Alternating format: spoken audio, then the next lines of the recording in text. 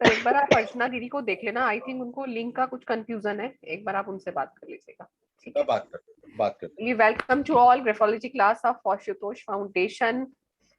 देखें ठीक है, एक बार अपने गुरुजी का नाम ले लीजिए। Thank you God to getting me all the wonderful students and I pray that कि हमारी ये जर्नी बहुत अच्छी सी जाए आपके साथ। अगर मेरे से कहीं पे कोई मिस्टेक हो जाए तो please be comfortable with me, आप मुझे भी इजीली गाइड कर दीजिएगा कि कहीं कुछ समझ में ना आए या कहीं आपको लगे कि नहीं ये चीज थोड़ी एक्स्ट्रा होनी चाहिए या समझ में नहीं आई, तो you are very open to, you can keep yourself very open, ठीक है? बिकॉज ये जो सब्जेक्ट हम पढ़ने जा रहे हैं, मे भी हो सकता है आप में से किसी ने कुछ और पढ़ रखा हो, वो मुझे ना पता हो, ठीक है? तो we keep on sharing things, ठीक है? बिकॉज ये सब्जेक्ट ऐसा है, आई एम स्टिल लर्निंग, मैं इतने टाइम से कर रही हूँ, बट फिर भी हर रोज कुछ ना कुछ ऐसा लगता है कि वो नई चीज ही है, ठीक है? क्योंकि अभी इसमें सिग्नेचर्स भी हम पढ़ेंगे, राइटिंग भी पढ़ेंगे, तो वो हर रोज जितनी इंसान है उतनी हैंड राइटिंग्स हैं, उतने सिग्नेचर्स हैं, राइट? तो मुझे थोड़ा सा पहले इंट्रोडक्शन चाहिए। मंजू जी को मैं जानती हूँ, मुबारक जी आप क्या करते हैं? मैं टीचर हूँ मैम, मैं आंध्र प्रदेश से हूँ और आंध्र ओके प्रदेश में अमरावती विजयवाड़ा में हूँ। ओके तो मैं स्टूडेंट्स को पढ़ा, मैं सरकारी नौकरी कर रहा हूँ। ओके जो वो ये जुलाई 7 से मैं इस जर्नी को स्टार्ट करता आ अच्छा रहा हूँ। जो ओके जो भी है सीखना, बहुत हंग्री फॉर नॉलेज बोल के, ओके जो सीखना और दूसरों को एक अवेयर देना बोल के मैं ओके। समझता तो हूँ। अभी तक आपने क्या क्या हाँ, सीखा? अगर कल साइंस में आप आए हैं तो क्या क्या सीख लिया अभी तक आपने? न्यूमरोलॉजी सीखा, ओके मोबाइल न्यूमरोलॉजी सीखा अच्छा और थोड़ा विजय गुरुजी से थोड़ा रेकी एक दिन का था, ओके मगर वो जो कुछ भी सीखा वो उतना ही ओके। मैम। अच्छा, जो विजय दुबे जी की आई थिंक क्लास थी 104 की है ना, हाँ हाँ हाँ एक ही सेशन की हाँ है ना? मैम, हाँ, उनकी मैंने हाँ देखा मैम, था, उनका मैंने पोस्ट। तो मेरे लिए था कि हाँ। मैं already I am reiki grand master, तो मैं ये वाली चीजों में से नहीं जाती जो चीज मुझे आती है। अच्छा मैम, आपसे वो भी करूंगा मैम, रेकी भी करूंगा हाँ बिल्कुल जरूर। कीजिएगा। रेकी ग्रैंड मास्टर क्या हुआ है, मैंने करुणा रेकी क्या हुआ है, मैग्नीफाइड हीलर हूँ मैं, बट प्रोफेशनली मैग्नीफाइड हीलिंग को यूज नहीं करती हूँ, हाँ रेकी को यूज करती हूँ, अच्छा मैम। ठीक है? हेलो अर्चना दीदी, hi. Hi, thank you so much. Welcome दीदी। ये सपना जी आप क्या करते हैं? जी मैं हाउस वाइफ हूँ और वैसे तो मुझे सीखना था ग्राफोलॉजी और वैसे मैं घर पे रहती हूँ कुछ Sapna ji, you are the queen of your house, not house wife, you are queen of your house. Yes yes आपके बिना कुछ चलने वाला नहीं है घर में, ये वाला नहीं है है ना? सो यू आर क्वीन, ठीक है? यस हाउस वाइफ मत बोला करे अपने आपको। यस यस बिल्कुल हाँ बिल्कुल ठीक है, बिल्कुल हाँ सीखिए मैम। इस सब्जेक्ट को सीख के आपको कुछ चीजें अपने अंदर भी चेंज मिलेगा, हाँ डेफिनेटली हाँ मिलेगा, यस यस ठीक है? उस चेंज हाँ को जब हाँ आप लोगों के साथ शेयर करेंगी तो आपको एक रिकॉग्नाइजेशन भी मिलेगा, मे बी वो बिल्कुल थोड़ा थोड़ा हो, बट वो आपको मिलेगा अच्छे वाला, जी धीरे जी जी धीरे। हाँ फिर क्या होगा, कुछ तो टाइम बाद मैंने फिर वो आपको भी बोलेंगे सपना हाँ जी से तो थोड़ा डर लगता है। हाँ मैंने कथक में विशारद किया है, बीपीए भी किया है, bachelor of performing art, good, और एमए किया है मराठी लिटरेचर में। अच्छा वेरी नाइस। अच्छा आपने अपनी लैंग्वेज में किया, very nice ma'am, very nice, ठीक है? चलिए हितेश जी, मुबारक जी, मंजू जी, अर्चना दीदी, ठीक है? अच्छा हम ठीक स्टार्ट है करते हैं मैम। थोड़ा सा। ओके। लाइट चलेगी मुबारक जी आपके यहाँ? नहीं चलिए मैम, ये पावर कट हुआ इधर, तो बारिश हो रहे है अच्छा अच्छा इसलिए ओके, पावर कट हुआ। आप देख लीजिए, अगर आपको लगता है अच्छा कि ऑडियो या कुछ वीडियो से कुछ फर्क पड़ता है तो चाहे वीडियो ऑफ कर दीजिए, और आपको लग रहा है कुछ ऐसा, अच्छा, नहीं नहीं नहीं दीदी, सब कुछ ठीक है? ठीक चल रहा है। ओके ठीक है। बस चलिए आज से हम ग्राफोलॉजी स्टार्ट करते हैं। अर्चना दीदी कोई मिस्टेक हो जाए तो बता देना, आप भी ग्राफोलॉजी में हैं ऑलरेडी। Sure sure. और मैं अपना इंट्रोडक्शन दे देती हूँ। एक तो हाँ मैंने ग्राफोलॉजी सीखी है और न्यूमरोलॉजी भी सीखी है, आपसे रेकी भी सीखी है, बहुत खुश हूँ। और बस लुकिंग फॉरवर्ड कि आगे ये भी और प्रैक्टिस में आ जाए मेरे, और मैं यूं इमिटेट करने लग जाऊं, यस क्योंकि एक डेफिनेटली। गुरु से तो नहीं होता है, गुरु अनेक करने पड़ते हैं। हाँ दीदी, ये सारी this is knowledge। Very true thing. पता है, जब मैं भी छोटी थी ना, तो मेरे पापा मुझे बोलते थे कि गुरु ना एक ही होता है, एक ही को गुरु माने हो। तो जैसे हम लोग, मैं हाँ, गुरुद्वारा फॉलो करती हूँ, तो उसमें भी बोलते हैं ना, गुरु माने हो ग्रंथ, है ना। जो भी अब हाँ, आपके जो ग्रंथ साहिब में, आप उन्हीं को गुरु मानेंगे जो आखिरी हमारे गुरु रहे हैं। बट मैंने राइट, अपनी जर्नी में, जब तक मैं सोचती थी ना कि मैंने इसी गुरु पे रहना, मैंने कहीं और नहीं जाना, तो होता क्या था कि we are become very rigid, कि हमने सिर्फ उसी को फॉलो करना है। हमारे पास क्या होती है, जब गुरु इतने हैं, फिर मैंने जब रामायण की ना एक बार स्टोरी पढ़ी दोबारा से रामायण संहिता एक आती है, मैंने उसमें पढ़ा, तो उसमें श्री राम ने भी बोला, जब उनकी जर्नी में देखो ना, वो कितने गुरु से मिलने चले। उन्होंने जब वो वनवास लिया, तो उन्होंने क्या सोच के लिया कि देखो ये मेरा धर्म है, मेरे को तो इतना मौका मिल रहा है ऋषि मुनियों से मिलने का। उन्होंने भरत को कैसे समझाया था कि तुम मेरे हाथ से छीन लेना चाहते हो। तो उन्होंने क्या किया, उसने भरत के आगे पॉजिटिव चीजों को प्रस्तुत किया। उसने ये नहीं बोला कि हाँ मुझे केकई माँ ने भेजा। उन्होंने क्या बोला कि मैं इस जर्नी पे जाऊंगा, तो मुझे रास्ते में बहुत सारे गुरुओं के दर्शन हो गए, और उन गुरुओं के दर्शन करते हुए वो ईश्वर का रूप होते हुए भी सबसे सीखते हुए चले। तो जब मैंने रामायण संहिता पढ़ी, तो मुझे समझ में आया कि मुझे गुरु अगर कोई मिल रहा है, तो मैं उसे अपनाती क्यों नहीं हूँ। रिजिड हो जाते हैं हम लोग, ब्लॉक हाँ बन जाता है। लर्निंग में ब्लॉक बन जाए तो फिर आगे नहीं बढ़ सकते, वो मेरे भी एक्सपीरियंस में आ चुका। हाँ और रामायण खुद कितनों ने लिखी है। बिल्कुल, कितने लोगों ने लिखी। और मैंने इसको ना 25-26 ईयर्स तक भी ना, मैं बहुत रिजिड थी। ऑल्दो मैंने रेखी, जब मैंने फर्स्ट रेखी लेवल सीखा था, तब मैं 16 ईयर्स की थी। तो वो बिल्कुल नई चीज थी, मुझे नहीं पता था ये क्या होता है, इससे क्या होगा क्या नहीं होगा। तो मेरी मदर ने बोला कि नहीं, ये करना, बच्चों को आना चाहिए, इससे अच्छा होता है, हीलिंग हो जाती है। तो हम, मतलब कि जिनसे मैंने किया था, उन्होंने मुझे कुछ नहीं बताया था ये क्या होती है क्या नहीं होती। थोड़ा बहुत उन्होंने आई थिंक 3-4 लाइनें बताई थी, वो मैं तो भूल भुला भी गई क्या था क्या नहीं था। तो जब मैं इसमें आई, तो तब भी मैं स्टार्टिंग में, झूठ नहीं बोलूंगी, मैं स्टार्टिंग में तब भी रिजिड थी। मुझे अगर किसी बच्चे से कोई चीज सीखने को मिल रही है ना, तो मुझे लगती थी मेरे से छोटा है, मैं इससे क्यों सीखूं। ठीक है, मतलब कि चाहे मेरे को चीज मैंने अपने दिमाग में कैप्चर कर ली, बट एक्सेप्टेंस नहीं थी। तो एक्सेप्टेंस एक्सेप्टेंस। जब हमारे अंदर आती है, तो हमें समझ में आता है कि कई बार हम 3 साल के बच्चे से भी सीखते हैं। वो भी कई बार हमें ऐसी बात बता देता है कि हमें लगता है कि हमें उससे सीखना चाहिए। एक कोट कई बार मोस्टली सभी ने पढ़ा होगा कि एक गुरु का बच्चे का हाथ ना, बच्चे ने अपने पापा का हाथ पकड़ा, तो उसके पापा ने बोला कि मैं आपका हाथ पकड़ रहा हूं ना, तो आप मेरा हाथ क्यों पकड़ रहे हो। तो उस बच्चे ने क्या बोला कि पापा, आपको शायद दर्द होगा तो आप मेरा हाथ छुटाएंगे, आपको कहीं लग जाएगी तो आप मेरा हाथ छुटा के उसको सहलाएंगे, बट मैं आपका हाथ पकड़ूंगा तो मैं आपका हाथ नहीं छोड़ूंगा। तो कुछ ऐसे करके कोट हम लोगों ने पढ़ा है। तो हमें वही है कि हम किसका हाथ पकड़ते हैं, वो कुछ ना कुछ हमें सिखा के ही जाता है।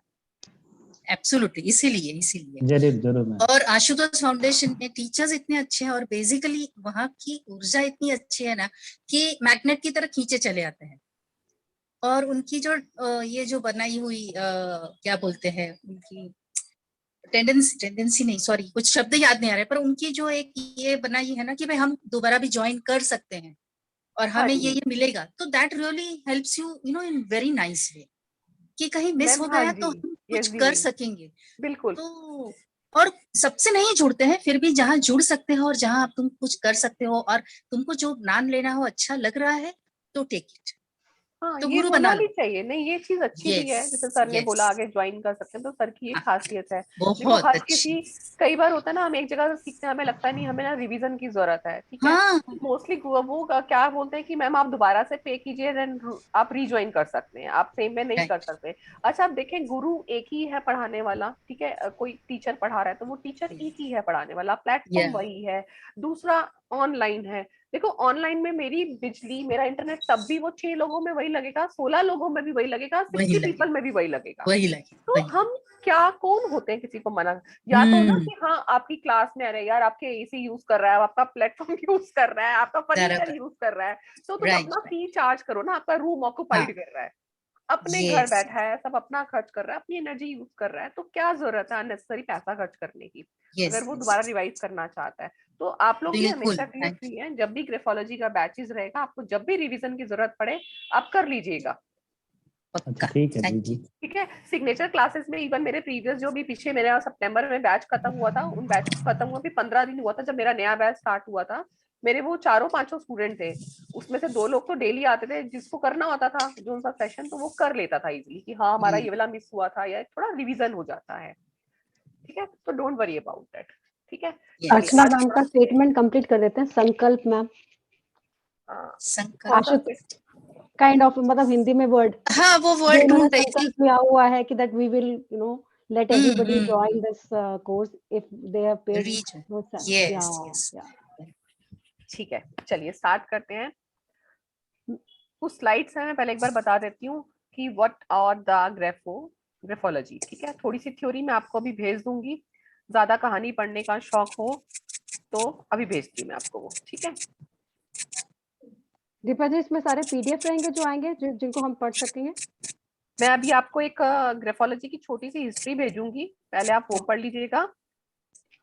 उसके बाद मैं आपको कोर्स का जो हमारे ट्रेड्स हम पढ़ेंगे, मैं ट्रेड्स के आपको एक मैंने पीडीएफ बनाया है वो मैं आपको शेयर करूंगी, ऑल्दो वो मैं प्रेजेंटेशन पे ही करवाऊंगी बट उसका पीडीएफ आपको शेयर करूंगी मैं।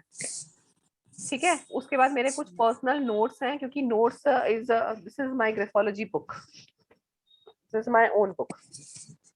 ठीक है, अब इसमें उन सबका निचोड़ा है जिन जिन टीचर से मैंने सीखा है। Yes. इसके अंदर वो कंपाइलेशन है, तो मेरे नोट से ही मैं आपको पढ़ाऊंगी। तो जो चीजें मैं दे पाऊंगी वो मैं आपको डेफिनेटली दूंगी। कुछ नोट्स मैं प्रिपेयर कर रही हूँ टाइप करके कि वो मैं आपको दे सकूं, मे बी देर सवेर उसमें हो जाए, पर मैं डेफिनेटली वो आपको दूंगी, Thank you. क्योंकि इतना लंबा कॉपी करना वो नहीं है, पर जितना मैं बोलूंगी आप उसमें से कुछ समझ पाए। लिखना हो तो लिख लीजिएगा, जो मैं बोलूंगी आपको लिखना है तो आप लिख लीजिएगा। आपको लगता है कि याद रहेगा तो याद रख लीजिएगा। रिवीजन की ऑप्शन आपके पास हमेशा ओपन है, तो कोई ऐसी दिक्कत नहीं है। और नेक्स्ट थिंग कि जब हम ट्रेड्स करेंगे, मैं ट्रेड्स के आपको लॉजिक ही समझाऊंगी कि आपको उसको रटने की जरूरत नहीं पड़ेगी। ठीक है, it is my promise. 4th से 5th क्लास में आप खुद करेंगे। अभी स्टार्टिंग में तो हम 1-2 क्लासेस में सिर्फ अभी वही पढ़ने वाले हैं, थोड़ी सी इसकी थ्योरी पढ़ेंगे क्या है, बट 4th या 5th क्लास में आपसे मैं खुद प्रेडिक्शन करवाऊंगी। तो इट्स माय प्रॉमिस कि आप कम से कम 10 से 12 लाइनें खुद ढूंढेंगे प्रेडिक्शन की, वो पर्सन कैसा है। It's my promise to you. Thank you दीदी, थैंक यू दीदी। करेंगे क्या वो? Welcome welcome. चलिए स्टार्ट करते हैं। मेरी स्क्रीन दिख रही है? हाँ दिख रही दीदी। This is my first screen. हम ग्राफो रेमेडी से स्टार्ट कर रहे हैं। इसमें ग्राफोलॉजी में पढ़ते हैं। पहले है ग्राफोलॉजी होती क्या है। दीपा जी मुझे ना बीच बीच में हो सकता है मैं ऑन एंड ऑफ क्लास से हूँ कि मेरे यहाँ पे जो काम चला ना उसकी वजह से द लेबर्स आ रहे हैं, तो हाँ, मुझे उस टाइम में एक्सक्यूज करिएगा प्लीज। हाँ, रिकॉर्डिंग आपको मिल जाएगी, आप अपनी साइड से ना म्यूट कर लेना, अगर आपको लगे ना शोर आएगा तो म्यूट कर हाँ, क्योंकि बैकग्राउंड में नॉइज होगी। हाँ मैं ठीक है, जस्ट कोई ना नहीं, अभी मुझे कोई नॉइज नहीं आ रही। और किसी हाँ, को बिकॉज लगे मैंने कि भी इसमें किसी म्यूट साइड में से डाला हुआ नॉइज था। है तो हाँ हाँ कोई बात। ठीक। ठीक है, चलिए। ग्राफोलॉजी क्या है? ग्राफोलॉजी बहुत पुराना साइंस है, is a very ancient science of understanding the human subconscious mind. मैं हिंदी इंग्लिश दोनों में चलती जाऊंगी, कोई प्रॉब्लम तो नहीं है, प्योर इंग्लिश नहीं बोलती मैं। ठीक है, इंग्लिश ही चलेगा मेरा, हिंदी इंग्लिश मिक्स। ठीक है, the human subconscious mind through hand writing. तो हमारी ये एशियन साइंस ये अब की नहीं है, ये बहुत पुरानी है, 500 BC पुरानी है ये। अगर सिर्फ क्या फर्क आता है, इसका एक्सप्लोरिंग का फर्क आता है। हमारे तक जब तक चीज पहुंचती है बहुत साल बीत जाते हैं। लाइक जैसे डार्विन ने एक इवोल्यूशन का वो किया कि इवोल्यूशन का उसने एक रूल निकाला, तो उसको एक्सप्लोर होने में, उसको फैलने में, एक्सपेंड होने में बहुत सालों के बाद हमें उस थ्योरी का समझ में आया। What is the theory behind the, Darwin ने क्या थ्योरी दी है इवोल्यूशन की। तो और एग्जाम्पल में क्या है, जैसे मोबाइल आया, जब मोबाइल आया था आई थिंक 1921 में या 20 में मोबाइल आ चुका था, बट उसके ऊपर जब रिसर्चेज हुई और काम हुए तो 1930 या 31 में सबसे पहले ये आर्मी के पास आया। 31 तक किसी को दूर दूर तक नहीं पता था कि कोई सैटेलाइट के थ्रू हम बात भी कर सकते हैं, किसी को खास नहीं पता था। तो धीरे धीरे हम जब बड़े हुए तो हमने पुलिस वालों को देखा कि वो सैटेलाइट के थ्रू मैसेज कन्वे करते हैं। Actually this is the smallest version of mobile. तो मोबाइल के ऊपर काम होते होते ऐसा हुआ कि कभी शायद हमने सोचा नहीं था कि हम एक दिन टीवी भी मोबाइल में देखेंगे। तो तो इवोल्यूशन होने में टाइम लगता है, चीजों पे रिसर्च बहुत पहले से शुरू हो जाती है। रिसर्च का क्या होता है, किसी के दिमाग में जब आइडिया आता है, कुछ एक आइडिया को जब वो सोचता है कि मुझे ये चीज करनी है, उसके सबकॉन्शियस माइंड में उतरती है, तो उसी के ऊपर वो इन्वेंशन करना शुरू करता है, रिसर्च करनी शुरू करता है। देन वो चीज जाके कभी कभी प्रिपेयर्ड होती है और कभी कभी वो फेल में भी चली जाती है। हमने अपनी लाइफ में बहुत सारे साइंटिस्ट देखे हैं।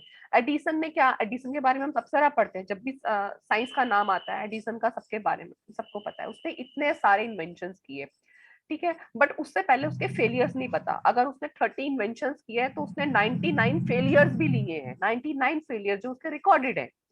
बट एडिसन ने उस चीज को कैसे लिया, उसने ये बोला कि मेरे पास 99 वो मेथड्स हैं जो काम नहीं करते, तो आपको वो चीजें नहीं करनी है।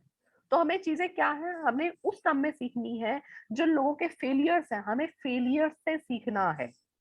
हमें लोगों की चमक दमक से नहीं सीखना, अरे यार ये इस लाइफ में इस पोजीशन पे ऐसे कितना पैसा कमाता है, कितना अच्छा मोटिवेशनल स्पीकर है, बट उस चीज के पीछे आप उसका स्ट्रगल देखिए, उसने किन चीजों के आगे बढ़ के वो चीजों को सीखा होगा। तो ग्राफोलॉजी भी कैसे उसमें टच में आई, जो हम लोग स्क्रिप्ट लिखा करते थे, इजिप्ट में आज भी स्क्रिप्ट है, हमारे हिंदुस्तान में भी बहुत सारे स्क्रिप्ट किसी किसी मंदिर में खुदाई होके लिखे हैं।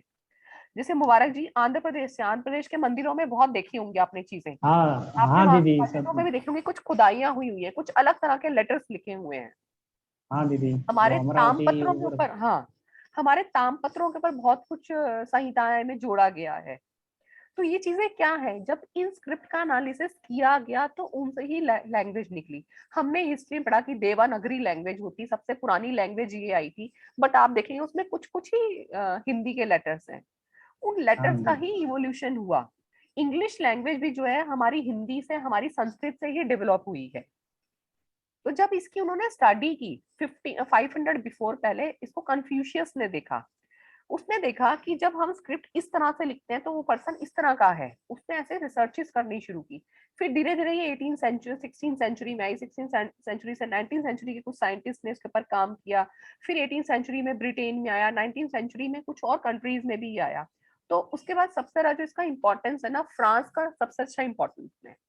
फ्रांस ने इसको आगे करने में बहुत हेल्प की है, इसके ऊपर काम करने में। आज की डेट में भी ना स्विट्जरलैंड में, फ्रांस में ग्राफोलॉजी बहुत लार्ज स्केल पे यूज होती है।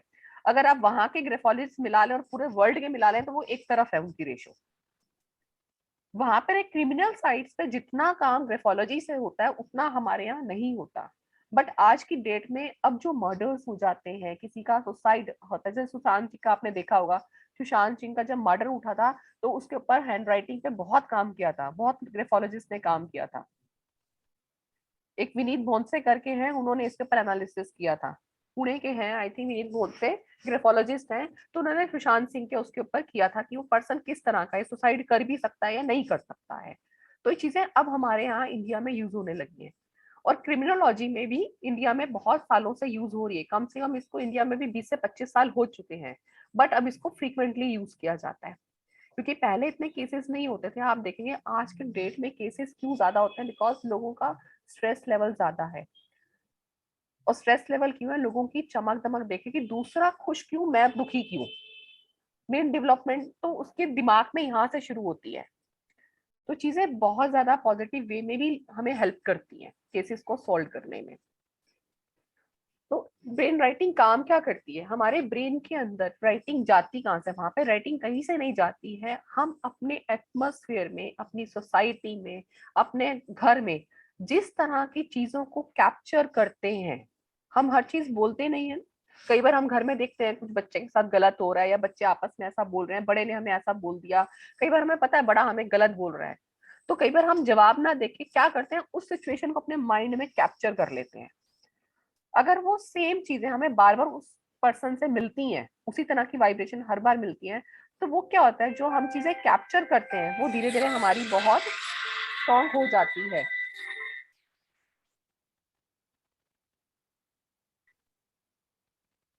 इसीलिए जब हमारे ब्रेन के अंदर सबकॉन्शियस माइंड में जब वो कैप्चर हो जाती है, तो उसी राइटिंग जब हम लिखते हैं, तो राइटिंग ये नहीं कहती कि हमारी अच्छी या बुरी है, ये आपका माइंड सेट है जो आपको राइटिंग बनाने में हेल्प करता है। हमारे न्यूरॉन्स हैं, हमारे ट्रांसमीटर्स हैं जो इस राइटिंग को बनाते हैं।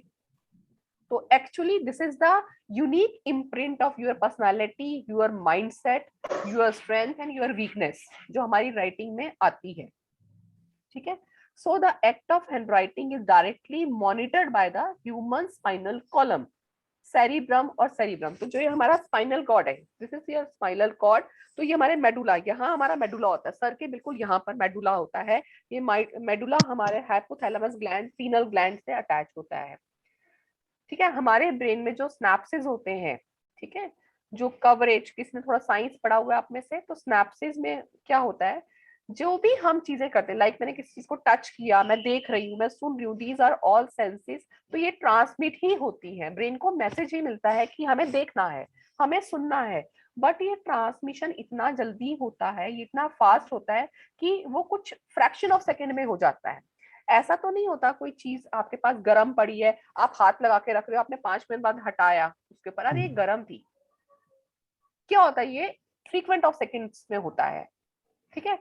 कितने फ्रैक्शन होते हैं इसको हम जज नहीं कर सकते। तो ये स्नैप्सिस का जो ट्रांसमिशन है बहुत जल्दी काम करता है। सो इसीलिए राइटिंग को हम बोलते हैं it is a brain writing. तो आज के बाद आप ये मत सोचिए कि मेरी राइटिंग अच्छी है, मेरी बुरी है, मेरी दिखती नहीं है, मेरी समझ में नहीं आती। ये सब आपके ब्रेन के अंदर जो क्लस्टर है, ये उसी का नतीजा है। अब उस क्लस्टर को हमें धीरे धीरे सॉल्व कैसे करना है, उसको निकालना कैसे, अगर कुछ गांठें बन गई हैं उसको निकालना कैसे है, वही चीजें आपको ग्राफोलॉजी हेल्प करेगी, ठीक है। तो हमारा फर्स्ट क्या है, change your hand writing, change your life. यहाँ से इसीलिए बोलते हैं कि ग्राफोलॉजी आपकी लाइफ को बदलने की ताकत रखती है। अब इसके एडवांटेजेस क्या हैं ग्राफोलॉजी के? सबसे पहली एडवांटेज है कि हम अपने आप को अच्छा समझ पाते हैं, ज्यादा बेटर समझ पाते हैं।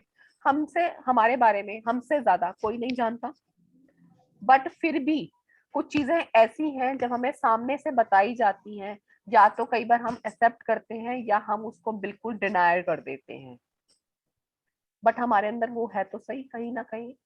मैंने बोला कि मेरे अंदर बिल्कुल कॉन्फिडेंस नहीं है, मैं बहुत डरती हूँ, मेरे को डर लगता है, ठीक है। बट सामने वाले ने मुझे देख के बोला कि मैम आप बड़े कॉन्फिडेंट लगते हो, मैम आप ऐसे लगते हो, बट इनसाइड मुझे पता है कि मैं कितनी डरती हूँ। मुझे कहाँ से पता चलेगा? वो मेरी राइटिंग देख के बता देगा कि ये ना ओवर कॉन्फिडेंट है, अगर इनको जरा सा भी कुछ बोलोगे ना फुस हो जाएंगी।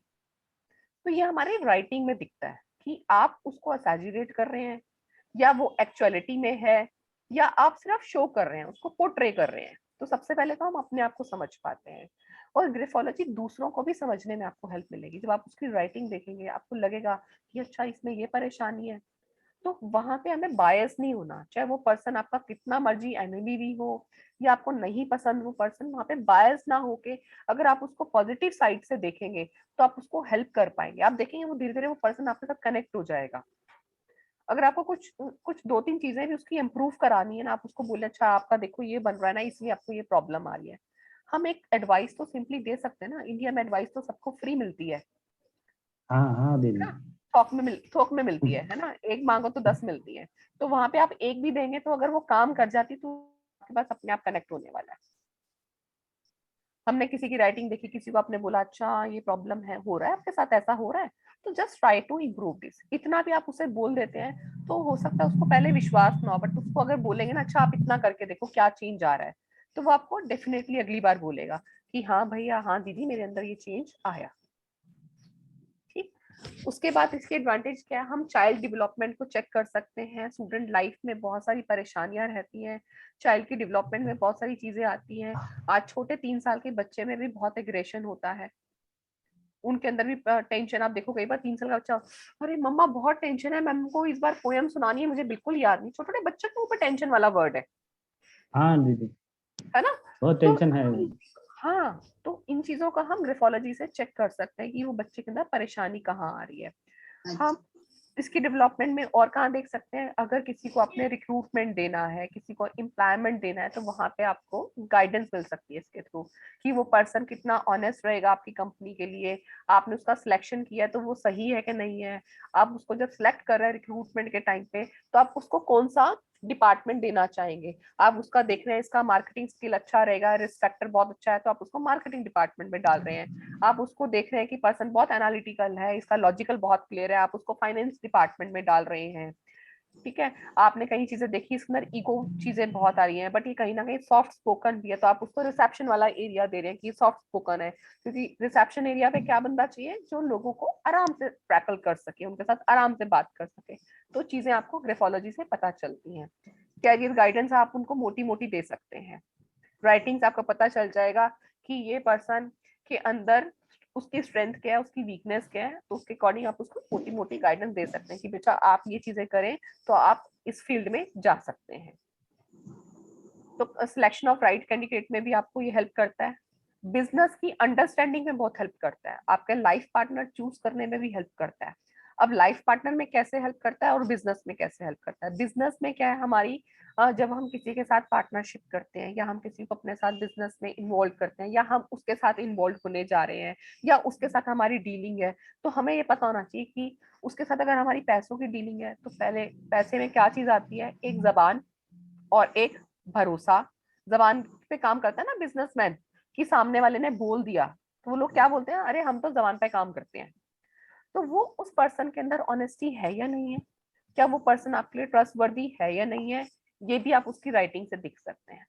आप उसकी राइटिंग में देख रहे हैं इसके अंदर तो चीटिंग वाली चीजें आ रही हैं, तो अवेयर हो जाइए, आंखें खोल के काम कीजिए उसके साथ। अगर मना नहीं कर सकते उसके साथ काम करना तो आंखें खोल के काम कीजिए, उसके साथ पूरी चीजें पे डिस्कस कीजिए कि आज क्या सेल हुआ, आज क्या परचेज हुआ है, हर जो भी आप लोगों की एक्सेल फाइल बनती है तो उस पर आंखें खोल के ही काम कीजिए। लाइफ पार्टनर में कैसे हेल्प करेगा? लाइफ पार्टनर में क्योंकि हमने ये बात की है कि ये ब्रेन हैंड राइटिंग है, तो आपको ब्रेन की चीजें समझ में आएंगी कि उस पर्सन की डिजायर्स कैसे हैं, क्या वो अपने स्पाउस की रिस्पेक्ट करेगा या नहीं करेगा, ये भी ग्राफोलॉजी से पता चलेगा। वो अपने पार्टनर को चीट करने वाला है या बहुत पॉजेसिव है अपने पार्टनर को लेके, ठीक है। ग्राफोलॉजी से हम उसकी फिजिकल डिजायर्स का ही पता लगाते हैं। कई बार क्या होता है आजकल मैरिजेस के जो टूटने के चांसेस हैं, क्या होता है आजकल गर्ल की साइड से मैरिजेस जल्दी टूटती हैं, उसका एक अलग रीजन है, वो हार्मोनल इश्यूज हैं, ठीक है। और ये हार्मोनल इश्यूज हमारे खाने से क्रिएट हुए हैं, ठीक है। थोड़ा सा चलो मैं इसमें बताती हूँ क्यों रीजन आया ये। हम लोग सभी शायद 19 की बर्थ वाले हैं। हम लोग अगर बसेस में ट्रेवल करते थे, गर्ल्स का जहाँ ग्रुप होता था, तो वहां पे क्या होता था, वो शांत होता था, चुपचाप धीरे धीरे कुसर कुसर कर लेती थी। और जैसे कॉलेज की कोई चार्टेड बसेस जा रही हैं या नॉर्मल लोकल बसेस भी जा रही हैं, तो वहां पे बॉयज की हा हा हु हु ज्यादा सुनाई देती थी। Is it true? हाँ दीदी। आज के टाइम में आप देखेंगे, आज के टाइम में उल्टा है, गर्ल्स की आवाजें ज्यादा आती हैं, बॉयज अपना चुपचाप बैठे होते हैं। हाँ दीदी। इसका रीजन क्या है? जो हमारे फूड में इंजेक्शंस लगते हैं, जो फर्टिलाइजर्स यूज होते हैं, वो हमारे हार्मोन्स को चेंज करता है। इसीलिए आज की गर्ल्स के अंदर मेल डोमिनेंस ज्यादा आ रहा है, बॉयज के अंदर वो उल्टा हो रहा है। आज के केसेस में 60%, मोर देन 60% केसेस में देखेंगे, अगर डिवोर्स का इशू उठता है तो गर्ल साइड से उठता है, मोर देन 60% केसेस। क्योंकि वो क्या है कि वो अपनी, एक तो क्या होगी, अपनी वर्किंग एरिया पे आ गई कि मैं भी काम कर रही हूँ, मैं हूं, मैं भी तो कमा रही हूँ, मैं भी तो थक रही हूँ। काम तो वो पहले भी करती थी, ठीक है। अगर हम अपनी मदर्स की बात करें, हमारी मदर जॉब करती थी, काम तो घर आके वो भी करती थी। पहले की मदर इन लॉ बहुत एडजस्टिव। आज क्या है, मैं सबसे पहले है, मुझे ये खरीदना है। पहले लोगों के अंदर शौक कम थे, जरूरतें पूरी करते थे, अपनी सेविंग ज्यादा थी। आज सेविंग कम है, जरूरतें ज्यादा है। तो वो मैं वाला जो कॉन्सेप्ट है ना, वो इतना ऊपर हो गया हार्मोनल से कि मेल का जो एरिया है वो तो सप्रेस हो गया और फीमेल का उठ गया। ये इसीलिए चेंज हुआ।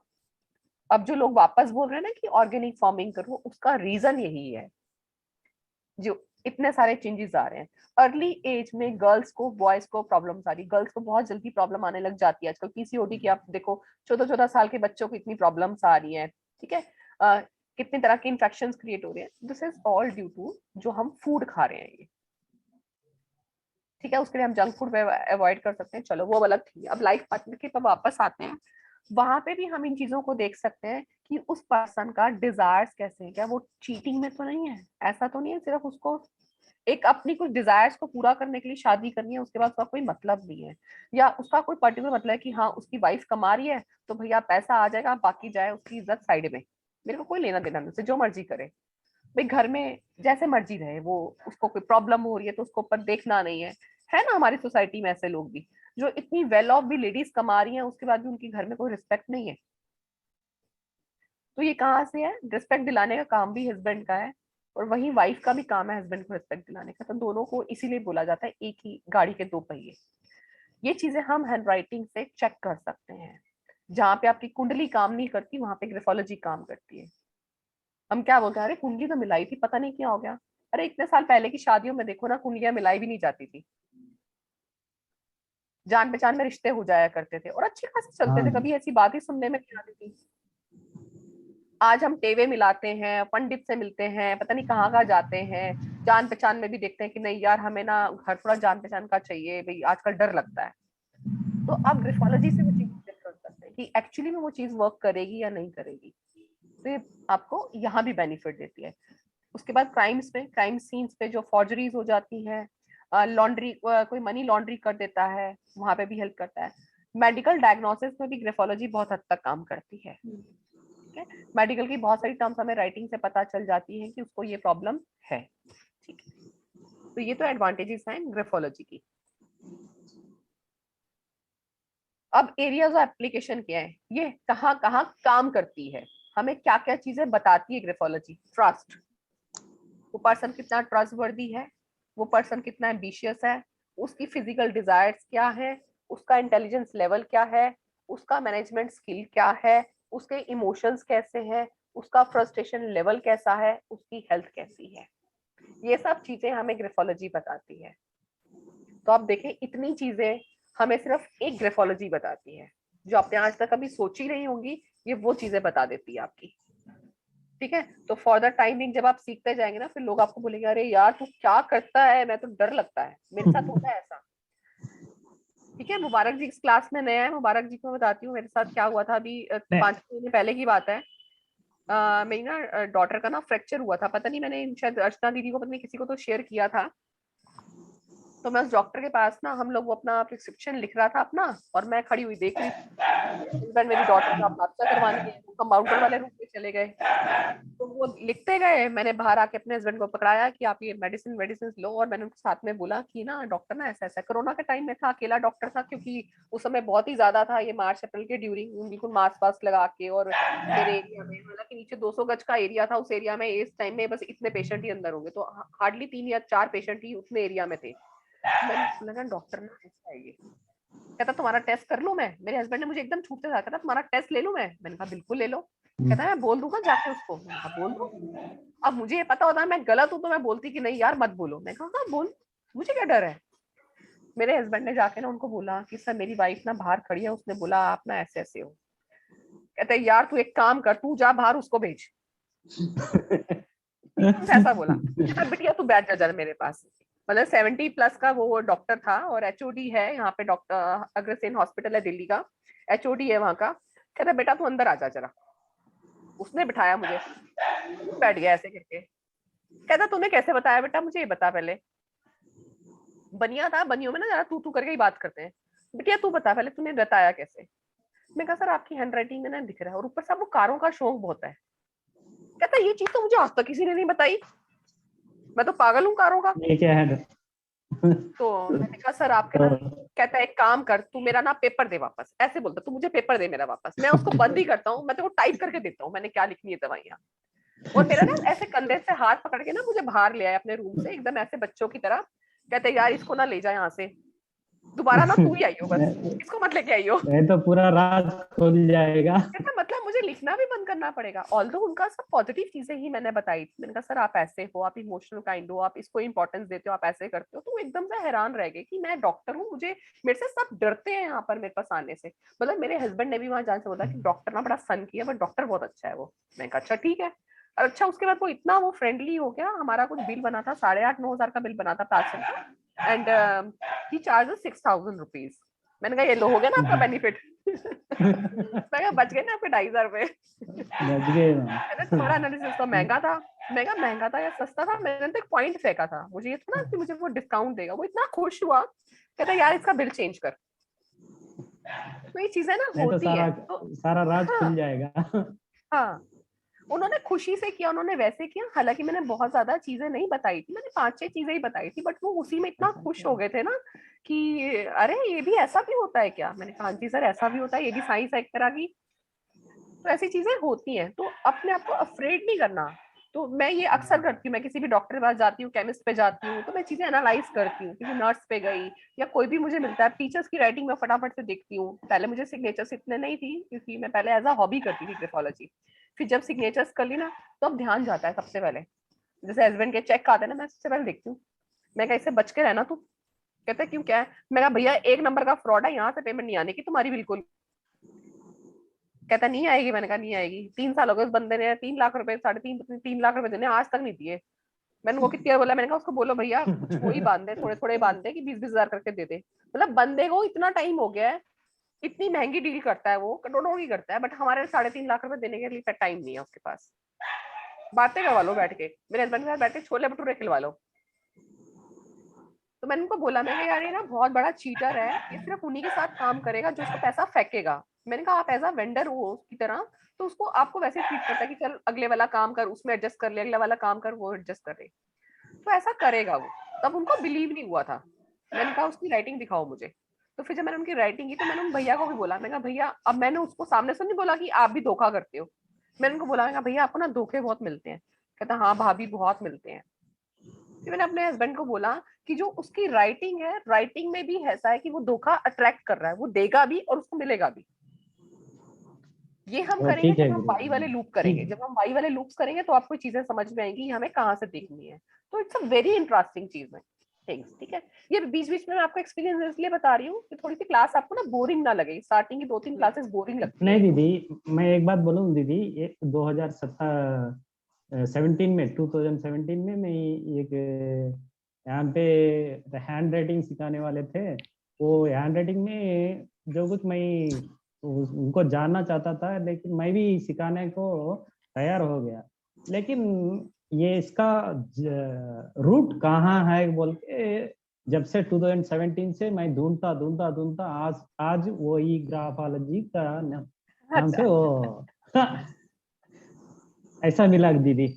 मुबारक जी, पता है क्या, एक्चुअली में ग्राफोलॉजिस्ट बहुत सारे हैं यहाँ पे। ऐसा नहीं है कि मेरे से बहुत हाई लेवल के भी हैं, मैं तो कुछ भी नहीं हूँ शायद उनके आगे। But this is a very, आप इसके ऊपर जितना रिसर्च करेंगे आपको उतनी चीजें मिलने वाली है।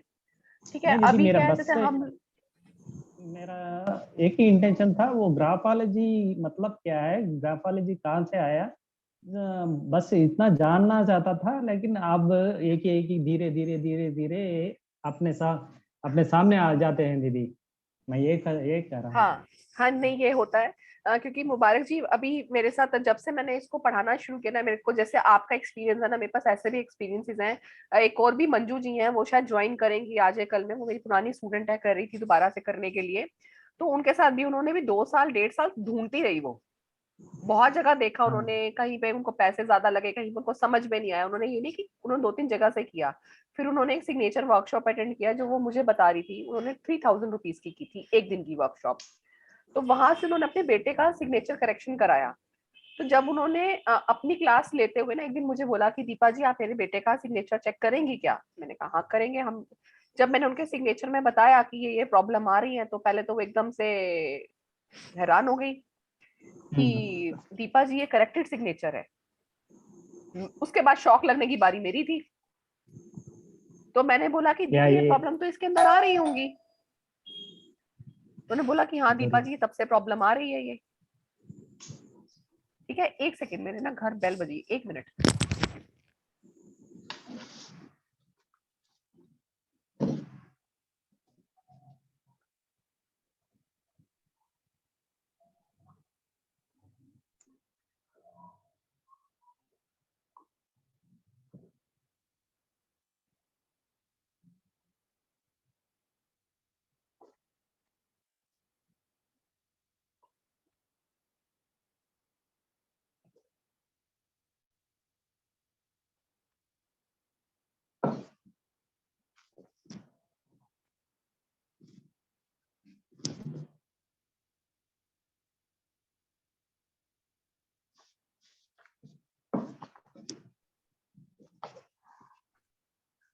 हाँ जी सॉरी। तो ऐसा होता है, कई लोग करवा लेते हैं। और उन्होंने जब सिग्नेचर करेक्शन कराया था अपने बेटे का, आई थिंक शी पेड कितने बता के पता नहीं 5 या 10,000 रुपए उन्होंने दिए थे सिग्नेचर करेक्शन कराने के। फिर उसके बाद उनको मैंने दिया सिग्नेचर की दीदी आप ये वाला सिग्नेचर करा के देखो, उसके बाद मुझे बताना कि उसके अंदर क्या चेंजेस आए हैं। तो फिर वो प्रैक्टिस करवाया उन्होंने। तो ऐसे ही मेरे पास एक और क्लाइंट का था, वो भी आपके साइड से हैं, बेंगलोर से हैं वो। उनको डिप्रेशन की प्रॉब्लम हो गई थी, और जब मैंने उनका सिग्नेचर दिया उसमें भी मेरे को ऐसे ही तगड़ा वाला शॉक लगा था। उन्होंने मुझे बोला, मैं कहा आप ना मुझे एक बार अपने सिग्नेचर भेज दीजिए तो हम देखते हैं क्या। अब देखो कई बार क्या होता है, सामने वाला ना आपको टेस्ट करने के लिए भी भेजता है। उसका हाँ हाँ सिग्नेचर दीदी। करेक्टेड था, उसने मुझे भेजा कि मैम मेरे ना ये सिग्नेचर है। उसको लगा अगले ने करेक्शन कराया तो मेरे बारे में क्या पता चलेगा ना। तो जब उनका करेक्शन करा मैंने, तो मैंने बोला मैं कहा सर आपकी शादी हो गई? कहते हैं हाँ जी हो गई। मैं कहा सर शादी आपकी कितने महीने चली है? अब वो परेशान, क्योंकि मैंने साल नहीं बोला, मैंने सिर्फ महीने पूछा। तो कहते हैं मैम मेरी वाइफ 8 दिन में छोड़ के चलेगी मुझे। तो कहते हैं मैम ये सिग्नेचर से कैसे पता चला? मैं कहा सर वो मैं बाद में बताऊंगी, वो मेरा काम है। बट आप मुझे बताओ कि आपको उसको छोड़ने के बाद रियलाइज हुआ कि आप अपनी बात प्योरिटी पे रखते थे, आप उसकी बात नहीं सुनते थे? कहता है हाँ मैम अब रियलाइज हुआ। आज की डेट में उसकी वाइफ ने, जो उसकी वाइफ थी, 12 डॉरी केस उसके ऊपर डाल रखे हैं, अलग अलग तरह के 12 केसेस एक बंदे के ऊपर। और डिप्रेशन में था वो बंदा, उसके साथ हमने ग्रेफ रेमेडी पे काम किया था। फिर उसने मुझे जब सिग्नेचर में कहता मैम मेरे पास ना पैसे नहीं है। मैंने ना इसके ऊपर, जब मैंने उसको सिग्नेचर में बताया ये सब चीजें आपके साथ हो रही हैं, कहता मैंने मैम ये इसके ऊपर मैंने 9,000 रुपया खर्च किए हैं, मैं अब दोबारा इस चीज पे खर्च नहीं करूंगा। मेरे किसी वर्ड ऑफ माउथ से वो बच्चा आया था मेरे पास, 27 ईयर्स का था। मैं कहा सर मुझे पैसे नहीं चाहिए, बट आपके अंदर करेक्शन करनी जरूरी है, आप ये करेक्शन कीजिए, साथ में रेमेडी कीजिए। अगर आपको लगता है कि आपको 10 से 12 दिन में कुछ नोटिसेबल चेंजेस आ रहा है, आपको नींद आ रही है, जैसे उसको नींद ही नहीं आ रही थी बिल्कुल, पूरी पूरी रात उसकी जागने में निकल जाती थी, कि इसी के ऊपर इतने केसेस होंगे, नेचुरली उसकी नींद तो उड़ी जाएगी ना। और जो झूठे केसेस लगा दिए गए हैं उसकी नींद उड़ेगी उड़ेगी। तो उसने मेरे को आई थिंक तीसरे चौथे दिन खुद ही फोन कर दिया उसने मुझे कि मैम मुझे नींद आ रही है।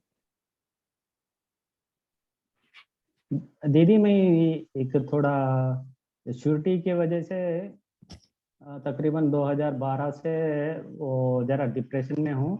और मेरी बीवी भी शायद वो हेल्थ की वजह से पीसीओडी आप बोले ना, उसके वजह हाँ से तो डिप्रेशन मैं, में है। हाँ तो आप दोनों उनकी में राइटिंग, साइकियाट्रिक उनके के। राइटिंग का ना सैंपल लेके रख लेना अपनी वाइफ का, उनको हार्मोनल इशू आ रहे ना, तो उसमें मैं आपको जब आप 4th 5th डे आप वो करेंगे ना तो मैं आपको बताऊंगी।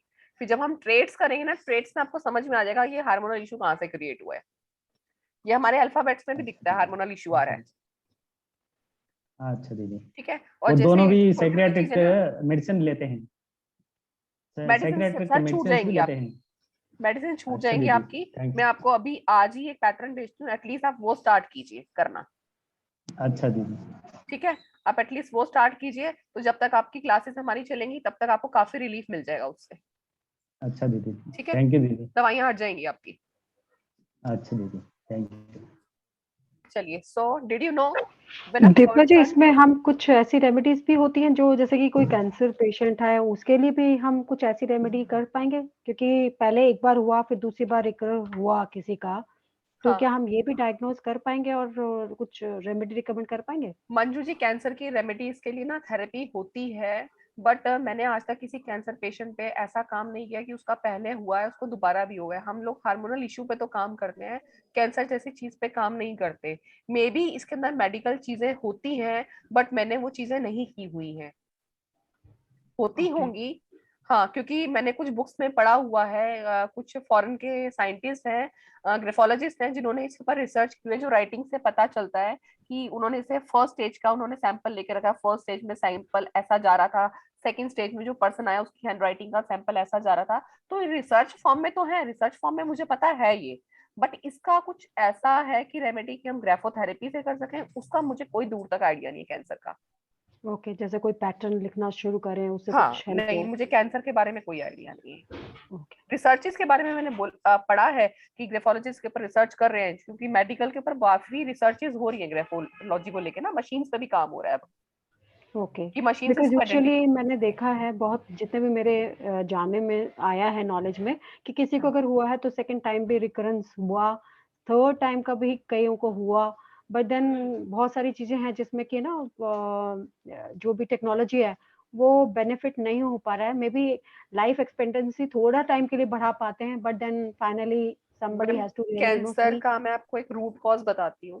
कैंसर का हुँ, हुँ। सबसे बड़ा रूट कॉज है जो हम साइकोसोमेटिक डिजीज अपने मन में एंटर करते हैं ना, कैंसर वहां से शुरू होता है आपके दिमाग में।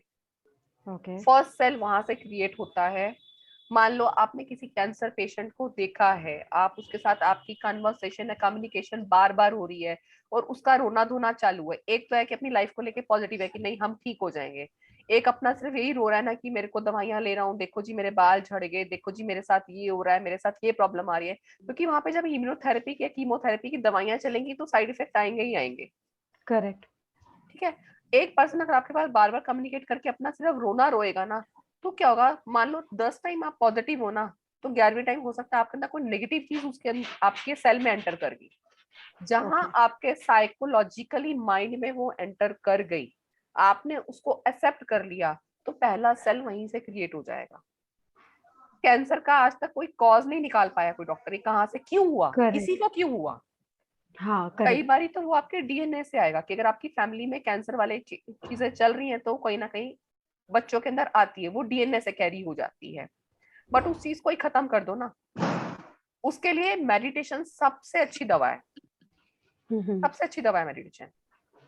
और और ये भी बी कर सकते हैं ना, सॉरी टू इंटरप्ट, ये हाँ भी कर हाँ सकते हैं कि उनका हैंड राइटिंग देख के उनकी जो साइड मतलब साइड की जो चीज है वो हटा के एक अच्छी एनर्जी भर के, तो सेल्स भी अच्छे डेवलप हो सकते हैं हाँ पूरा सेल हैंड राइटिंग डेवलप, देख के। पूरा हैंड राइटिंग देख के हम उनके साथ कुछ चीजों पे काम कर सकते Yes. हैं कि उसको हम रेक्टिफाई कर दें। जहां हाँ, तक हम उसको रेक्टिफाई कर देंगे तो उसकी कुछ हद तक प्रॉब्लम्स कम हो जाएंगी। यस ये कर सकते हैं हम। ओके, बिकॉज़ जनरली जब ट्रीटमेंट चलता है तो ऐसा पेशेंट काफ़ी हद तक नेगेटिव हो चुका होता है। नॉट हाँ 100% तो एटलीस्ट वो 50 टू 70% नेगेटिव होता है। अब वो ये देखता है कि बस मेरे कुछ दिन बचे हैं, and probably in a heart of heart वो अपने, they may be crying and may not be showing in front of everyone. मैंने बहुत ऐसे मेरा जो एक्सपीरियंस हो रहा है, मेरी पर्सनली किसी फैमिली मेंबर में है, तो उनको देख के मैं बोल रही हूँ। More than him there around जो हम लोग खुद हैं, वो शायद से उससे ज़्यादा डिस्कस करते होंगे अपार्ट फ्रॉम जो उससे डिस्कस किया जाता है। तो मैं बस ये जानना चाहती हूँ, अगर कुछ ऐसा है जो हम उसे पैटर्न शो करें जिससे वो उस थॉट को ना आने दे, बाकी ठीक है ट्रीटमेंट चलते रहे, हाँ बट उस हाँ तरीके कर के सकते हैं। थॉट ना आए लोगों के बीच में, तो अगर हम वो पैटर्न पे काम कर सकें, तो probably that will be much helpful. हाँ वो हम कर सकते हैं, डेफिनेटली कर सकते हैं। हम कुछ चीजों पे काम कर सकते हैं, कुछ पर्टिकुलर पैटर्न्स पे, प्लस काउंसलिंग उसकी हम कर सकते हैं, उसको अफर्मेशन दे सकते हैं कि वो इस अफर्मेशन के साथ अपने सिग्नेचर करेक्शंस करे, ये पैटर्न्स करे, तो एटलीस्ट कुछ उसकी प्रॉब्लम कम हो जाएगी, कहीं हद तक उसको रिलीफ मिल सकता है। क्योंकि थॉट को करेक्ट। हटाना भी जरूरी है, थॉट से या डिस्ट्रैक्ट होना जरूरी है। तुम उसको कैरी करते जाओगे तो आपके तो काम माइंड में रहेगा ही रहेगा। एब्सोल्युटली, हम लोग एब्सोल्युटली। कितने सारी चीजें, कितनी बार हम वो कोटेशन पढ़ते हैं कि बर्फ जितनी ऊपर है आइसबर्ग उससे ज्यादा नीचे है, तो हम सबकॉन्शियस करेक्ट। माइंड को उससे देखते हैं कि आपका कॉन्शियस माइंड अगर 10% और 90% आपका सबकॉन्शियस माइंड है। आप हुँ, 10% से इतना काम ले सकते हो, तो सोचो अगर 90% वाला काम करने लग जाएगा तो कितना काम आप ले लेंगे। कितना तो ज़्यादा हो उस सकता है। 90% को एक्टिवेट करना जरूरी है, बजाय उस 10% को एक्टिवेट करने के। उसको करेक्ट। छोड़ के 90% पे काम कीजिए कि वो आपको क्या रिजल्ट देगा। हाँ, जैसे 20-80 का रेशियो रहता है, कहते हैं ना कि प्रॉब्लम तो बड़ी मुश्किल से 20% होती है, पर टेंशन जो है वो 80% लगा देते हैं लोग। हाँ सो वही सेम चीज़ इसमें है। हाँ वहां पे हम काम कर सकते हैं। ठीक है। तो थैंक यू। हम एक फैक्ट पढ़ते हैं, when a person communicate by the way of speaking only 15 to 20% of his brain cells are activated, whereas a person write nearly 85 to 90% of brain cells are activated. Hence it is always easier to understand a person thoroughly through handwriting. तो इसलिए हम लोगों को आसानी से handwriting के through समझ सकते हैं, इसीलिए हम बोलते हैं कि अगर हम लिखवाएं तो उसके ब्रेन सेल ज्यादा एक्टिवेट होंगे। क्योंकि हम पूरी चीजें बोलते नहीं है, हमारे साथ कुछ गलत हुआ, कुछ अच्छा हुआ, हम पूरी कहानी नहीं बोलते हैं, हमारे माइंड में सिर्फ एक वो पिक्चर की फॉर्म में कैप्चर रहता है। पर अगर हम उसको बोलें कि जैसे मैंने आपको एक पैराग्राफ दे दिया, आप अपनी नानी हाउस गए, ठीक है, मैंने बच्चे की उसमें आ गया कि विजिट टू योर नानी हाउस। जब वो लिखने बैठेगा तो वो एक दिन की विजिट में लिख देगा नानी ने क्या क्या किया, हम कैसे गए, क्योंकि उसको इलेबोरेट करना है, तब वो लिखने पे आ रहा है। बट अगर जैसे मम्मा ने आके पूछा अच्छा नानी के घर क्या किया, तो वो क्या बोलेगा, मैंने मजा किया, नानी ने मुझे पॉकेट मनी की, हम यहाँ घूमने गए और ऐसा हुआ, दैट्स इट। 3 से 4 लाइन में खत्म, क्योंकि वो कम्युनिकेट हुआ। बट जहां पे उसको हमने लिखने को बोला, तो उसके ब्रेन में उसने जो जो कैप्चर किया उस टाइम पे वो उसको लिख पाएगा, तो उसके सेल्स ज्यादा एक्टिवेट होंगे। तो इसलिए हैंड राइटिंग इस चीज में बहुत हेल्प करती है।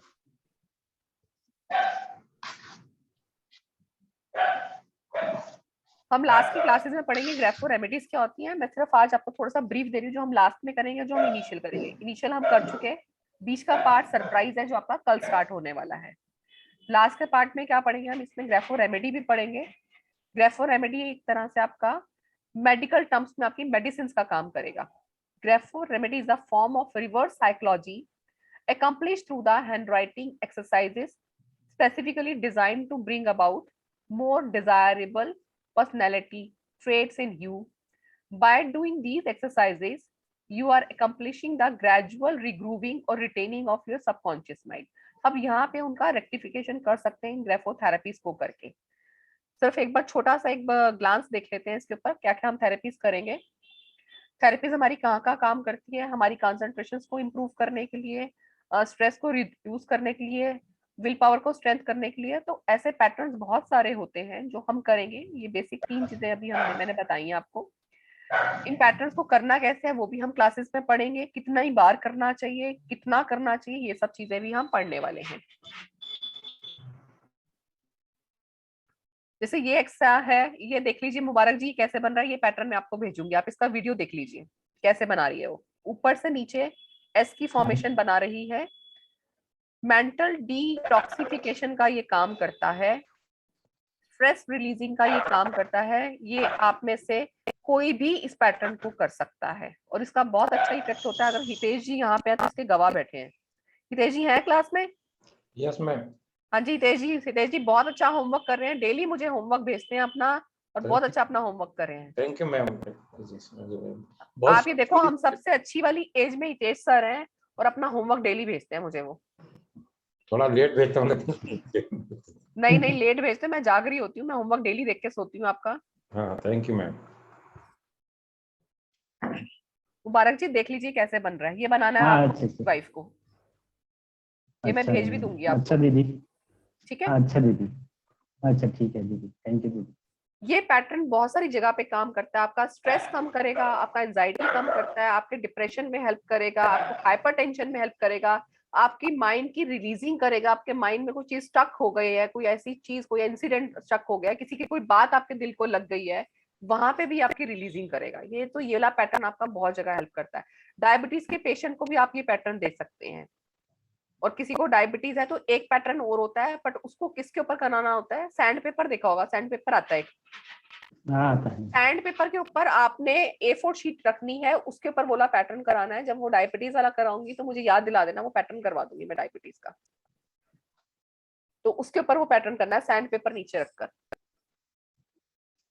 एक ये पैटर्न है। अच्छा दीदी, ये कितना देर तक आप अभी करते जाओ इसको, अभी मत सोचना, वो हम अपना इसमें पढ़ेंगे कोर्स में कितने दिन करना है। बट आपको प्रॉब्लम है, आप इसको डेली करिए, मिनिमम 10 लाइन्स बिना रुके, रुकना नहीं है। ये आई की फॉर्मेशन है, ये कंसंट्रेशन इंप्रूव करने के लिए की जाती है। आप इसको भी अपने साथ में ऐड ऑन कर सकते हैं। कंसंट्रेशन में अपने मन में अफर्मेशन रख सकते हैं कि you are having a healthy body, your mind is healthy. आप ये चीजें अफर्मेशन करके इस पैटर्न को साथ साथ बना सकते हैं माइंड में बोलते बोलते। इसमें एक चीज नोटिस कर लीजिए, वो 5 आई बनाकर रुक रही है, उसके बाद डॉट डाल रही है। आपको भी यही करना है, आई बनाने हैं, 5 बार आई बना के डॉट पीछे से आगे की तरफ लेने हैं। इसका सीक्वेंस फॉलो करना जरूरी है और कुछ भी नहीं है। पैटर्न बहुत सिंपल है, सिर्फ सीक्वेंस पे ध्यान देना हमें। 1 2 3 4 5 1 2 3 4 5। मैम मेरे को फिर से प्ले कर दें प्लीज। मैम हितेश है। मैं प्ले कर रही हूँ और आपको बता रही हूँ इसको और दूसरे कैसे तरीके से कर सकते हैं। Ma'am Hitesh here. हाँ जी सर। सो मैम जब मैं आई बना लेकिन मैं 5 के बाद मैं गैप रखा हूँ तो गैप हाँ में हाँ मैं वही बता रही हूँ, देखो ऐसे रोका ना, ये कंटिन्यू में बना रही है हम 5 वाला। तो ये मैंने आपको जब करवाया था ना हितेश सर, मैंने आपको कहा था चाहे आप रोक के बनाए चाहे एक साथ बनाए, कोई इफेक्ट नहीं है उसमें। ओके ठीक है, तो मेरा करेक्ट मैं जो करना हाँ हाँ करेक्ट। करेक्ट है, बिल्कुल करेक्ट है। Thank you. अभी 5 के बाद देखो ना रुक रहा है ना वीडियो। हाँ हाँ हाँ। ये आई की फॉर्मेशन क्या होती है, हमारी 5 सेंसेस होती हैं, 5 सेंसेस के कोऑर्डिनेशन में हेल्प करती है, उसको कनेक्ट करती है अच्छे से। माइंड बॉडी कोऑर्डिनेशन को, उसका फ्लो ऑफ थॉट्स अच्छा करती है, उसको कनेक्ट करती है। ये आपको उसमें भी हेल्प करती है, जैसे जिन लोगों को होता है ना, आप कई लोगों को देखेंगे कि बात तो सामने कर रहे हैं, देख कहीं और रहे हैं, तो वहां पे क्या है, कॉन्फिडेंस की कमी होती है, आंखों में आंखें डाल के बात नहीं कर पाता। तो ऐसे लोगों को भी आप ये वाला पैटर्न दे सकते हैं। ये माइंड बॉडी कोऑर्डिनेशन, इसीलिए इसका नाम दिया गया 5 सेंसेस का, कि उस कोऑर्डिनेशन को ये बैलेंस करती है।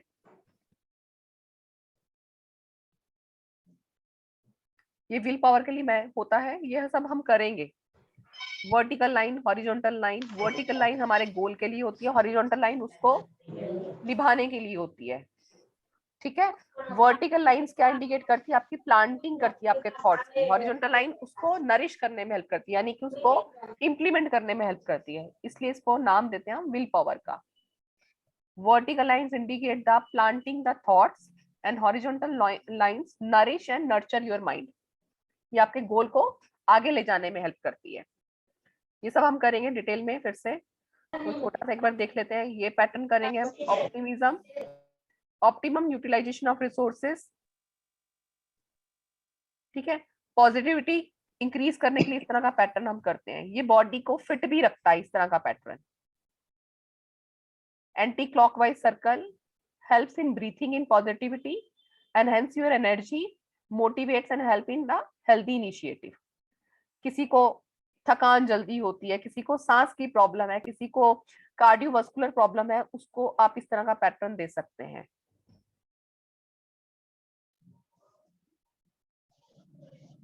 ये कनेक्टिविटी ऑफ थॉट्स के लिए होता है पैटर्न। कनेक्टिविटी ऑफ थॉट्स उनको जरूरी है, होता है जिन लोगों की राइटिंग डिसकनेक्टेड होती है, जो लोग प्रिंट राइटिंग लिखते हैं, उनको हम ये ला दे सकते हैं पैटर्न। ठीक है, तो ये सब चीजें हैं जो हम इसमें ग्राफोलॉजी में कर सकते हैं।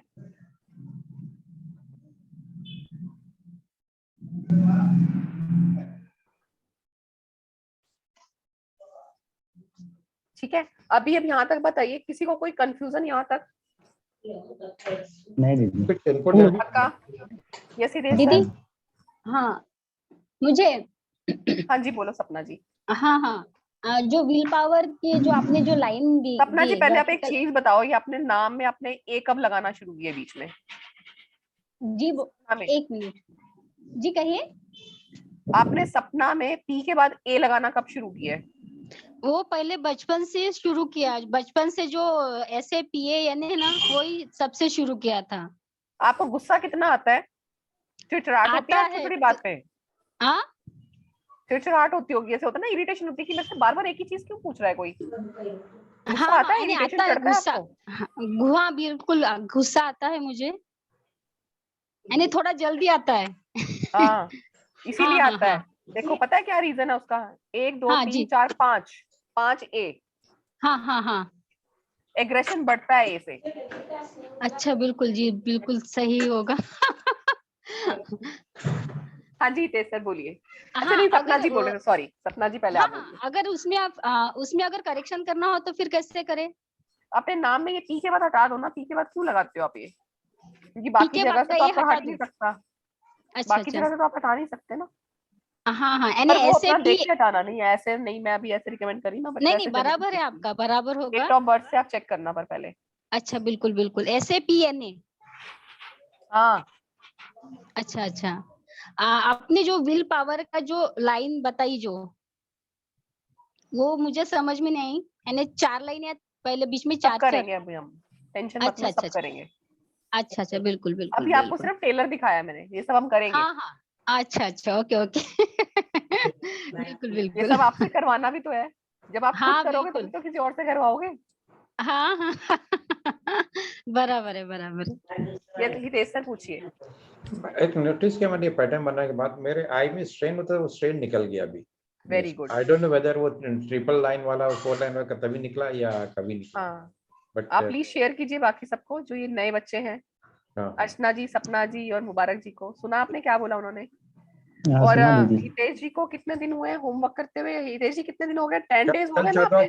चल 14वां दिन था, 14 कल डेज 14वां दिन था। आइस को क्या हुआ जरा दोबारा? मेरे आइस आइज में स्ट्रेन होता था, तो ये जो पढ़ता रहूंगा लिखना था, तो अभी वो ओके, स्ट्रेन नहीं हो रहा है अभी मेरे को। स्ट्रेन। हाँ स्ट्रेन फाइन। नहीं। और हितेश जी, आपको और भी कुछ था ना प्रॉब्लम, आप बोल रहे थे, जैसे आपका स्ट्रेस रिलीज हो रहा है, गुस्सा सर को अपना बोला। स्ट्रेस होता, स्ट्रेस नहीं हो रहा है अभी, स्ट्रेस रिलीज हो गया। मैं क्या बोलते हैं अपना, वो स्ट्रेन नहीं ले रहा हूँ अभी। कभी कुछ ऐसा कोई, कभी क्या कोई इश्यू आ जाता है, अपन स्ट्रेन ले लेते हैं ना। अभी कूल टाइप लगता है। I don't take strain now, you know. हाँ, अभी अब सर को कूल टाइप लगता है। या कूल या तो ठीक है, अभी 14 डेज में ऐसा देखो कहता जैसे आपके रेगुलर सामने, होता है। हाँ आपके सामने प्रूफ है। अगर हम काम करते तो it definitely works on you. जैसे भी हितेश सर ने कहा कि उनको स्ट्रेन होता था आईज पे, क्या हमारे विजन पे करेक्शन होती है इससे? विजन इंप्रूव हो जाता है मैम। अच्छा, इम्प्रूव हो विजन जाता है। इंप्रूव हो जाता है। जैसे मान लो हम इसमें पढ़ेंगे, जब ट्रेड्स करवाऊंगी ना मैं आपको बताऊंगी, जैसे उसको चश्मा कैसे लगा, उसको डाइजेस्टिव इशू हो रहा है, तो आप पर्टिकुलर उस लेटर को ठीक करना शुरू कर देंगे तो वहां पे इंप्रूवमेंट आ जाएगी। एटलीस्ट वो बढ़ेगा नहीं। Okay okay. हाँ, उसमें देखिए, इंप्रूवमेंट आ हमने जाएगी। बहुत छोटे-छोटे बच्चों में भी देखा है कि आजकल तो इतना कुछ होने लगा है कि लेज़र तक की ज़रूरत पड़ने लगी है। तो अगर हम हाँ, वो करेक्शन करा देते हैं और उनको लेज़र तक ना जाना पड़े, विज़न करेक्शन हो जाए तो उसमें इंप्रूवमेंट मिल जाएगा उसको। वो इम्प्रूवमेंट अर्ली मिल एज से जाएगा। करेगा तो इंप्रूवमेंट मिल जाएगा। ठीक है, तो आज की क्लास में कोई कंफ्यूजन है तो प्लीज बताइएगा। ठीक है, कल हम फर्स्ट क्लास करेंगे। आज की थोड़ी थ्योरी ये थी, कल भी थोड़ी सी थ्योरी है, अगली क्लास में भी थोड़ी सी थ्योरी है। बोरिंग लगेगी, जब ट्रेड्स पे आएंगे तब आपको मजा आएगा कि इस अल्फाबेट से ये दिखता है, इस अल्फाबेट से दिखता है, तो आपकी आंखें चौड़ी हो जाएंगी कि क्या क्या हो रहा है। कल हम पढ़ेंगे हैंड राइटिंग कैसी हो। ठीक है, हैंड राइटिंग में कल हम पढ़ेंगे राइटिंग स्मॉल होती है तो कैसे लगता, वो पर्सन कैसा होगा, उसकी राइटिंग स्मॉल है तो कैसा होगा, उसकी राइटिंग मीडियम है तो कैसा होगा, उसकी राइटिंग वेरी स्मॉल है तो कैसी होगा, उसकी राइटिंग समझ में नहीं आ रही तो वो कैसा होगा, उसकी राइटिंग आधी समझ में आ रही आधी नहीं आ रही तो कैसा होगा। ये चीजें हम कल पढ़ेंगे। तो इस यहीं से आपको पॉइंट्स मिलने शुरू हो जाएंगे। कल की क्लास के बाद से आपके पॉइंट्स गैदर होना शुरू हो जाएंगे। दीदी एक क्वेश्चन है, हाँ जी। ये मदर लैंग्वेज में भी पता चल लगेगा क्या, जैसा मैं हिंदी? हाँ, मदर लैंग्वेज पे मुझे नहीं पता क्योंकि ग्राफोलॉजी ना अभी तक इंग्लिश पे ही चल रही है। इसीलिए पूछा हूँ। हाँ, कुछ एक दो लोग हैं, मैंने किसी का नाम सुना हुआ है, कोई एक आध करवाता है हिंदी की ग्राफोलॉजी, बट मेरे को उसके बारे में डिटेल पता नहीं है क्योंकि उसके ऊपर ना रिसर्चेज नहीं है। क्योंकि ग्राफोलॉजी जो ये सब स्टडी है ना, ये हमारी इंडिया की स्टडी नहीं है, ये स्टडी हुई है फॉरेन कंट्री से, ये हमारे इंडिया से नहीं आई। क्योंकि हमारे भारत में जो चीजें आई है ना, वो तो बिल्कुल आपको हर चीज मिल जाएगी आपको उसके बारे में, अगर कुछ काम हुआ है उस पर तो। क्योंकि अच्छा एक्चुअली जो ये इंग्लिश की स्क्रिप्ट है ना, ये हमारे इंडिया की देन नहीं है, हमारे भारत से संस्कृत गई है, उस संस्कृत से इंग्लिश का डेवलपमेंट हुआ है, और उन्होंने हाँ रिसर्च किस पे दीदी। किया, उन्होंने इंग्लिश अल्फाबेट्स पे किया है। तो हिंदी पे मेरे पास कोई ऐसी रिसर्च भी नहीं है, बट ये है कि हाँ, नहीं ये मुझे कई कई मैं सिग्नेचर समझ में आ जाते हैं, हिंदी के सिग्नेचर कई देख के ना, क्योंकि अभी इंग्लिश के इतने सारे कर लेना तो हिंदी की बेसिक चीजें समझ में आ जाते हैं। आई थिंक हमने वेबिनार में कुछ एक दो लोगों के किए भी थे हिंदी वाले, है ना अर्चना जी, किए थे ना हिंदी वाले, यस यस, दो हमने दो किए दिन भी किया थे। था आपने, देखो क्या हाँ, उस तो दिन उनके समझ परसों में भी आ किया, जाते हैं कि ये आपने क्या हो रहा है। परसों भी किया था मेरे ख्याल से। हाँ, बेशक उनका था ना, वो अजय जी है ना, उनका अजय मगर करेक्ट, करके अजय जी है का ना, किया था अजय आपने। जी का हाँ, किया था, उनका हिंदी का करेक्ट था। एक और मैम थी, ज्योति जी करके थी ना, जो वो कृष्णा वाला टीका जिन्होंने लगाया हुआ था, करेक्ट करेक्ट है किया ना। था आपने, 2 हाँ, जनों तो का और कुछ किया कुछ था। काफी चीजें हद समझ तक में आ सही आया जाती हैं। था, और हाँ काफी करेक्ट था आपका। काफी करेक्ट। हाँ, तो वो धीरे धीरे समझ में आ जाता है कि वो कहाँ जा रही है वो। बाकी ऐसा मेरे पास कोई रिसर्च अवेलेबल नहीं है ना, मुझे इसके बारे में कोई नॉलेज है। ठीक है, तो इसलिए सैंपल जब भी लेना है ना, आपको लगे कि वो इंग्लिश नहीं लिख सकता ना, तो हम देखो आजकल मोबाइल में टाइपिंग कैसे करते हैं, हम हिंदी वाली इंग्लिश वाली टाइपिंग करते हैं ना, हिंदी वाला इंग्लिश टाइपिंग करते हैं ना। जैसे मैंने लिखना है इतना, तो ITNA लिखूंगी मैं, तो आप उससे उसमें लिखवा लीजिए। और अगर उसको उसमें भी परेशानी है, तब उस केस में जाइए कि अच्छा ठीक है, कहीं से देखकर लिख दे।